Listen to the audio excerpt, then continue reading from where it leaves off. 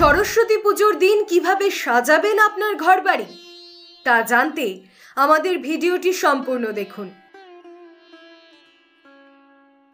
কিছুদিন পরেই সরস্বতী পুজো, বাগদেবীর আরাধনায় মেতে উঠবে বাঙালি। বসন্ত পঞ্চমী মানে বাঙালির নিজস্ব ভালোবাসার দিন। সরস্বতী পুজোয় দুর্গাপুজোর মতো জাঁকজমক না থাকলেও এদিন প্রায় প্রতিটি বাড়িতেই পুজো হয়।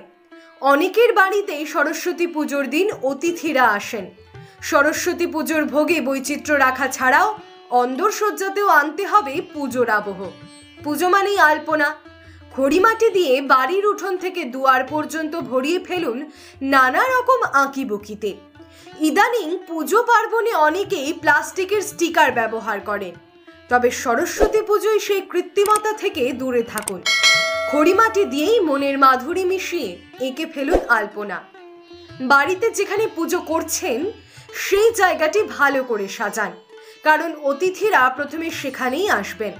থার্মোকলের অস্থায়ী একটি মঞ্চ তৈরি করে ঠাকুরের মূর্তিটি তার উপর বসান।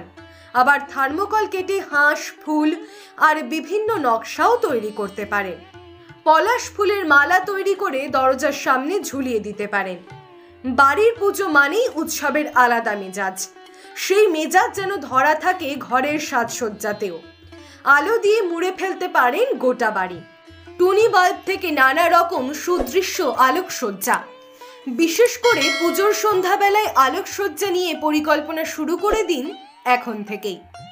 সরস্বতী পুজোর দিন সযত্নে গুছিয়ে রাখুন বইপত্র, বাদ্যযন্ত্রগুলি। রোজের ব্যবহারে বইপত্র অনেক সময় অগোছালো হয়ে থাকে, সেগুলি পরিপাটি করে সাজিয়ে ফেলুন। বাড়িতে গান বাজনার চর্চা থাকলে বাদ্যযন্ত্রগুলি ঠাকুরের পাশে রাখতে পারেন, দেখতে ভালো লাগবে। এই রকম ভিডিও দেখার জন্য আমাদের চ্যানেল সাবস্ক্রাইব করুন। ভালো লাগলে লাইক করুন, কোনো প্রশ্ন থাকলে কমেন্টস করুন।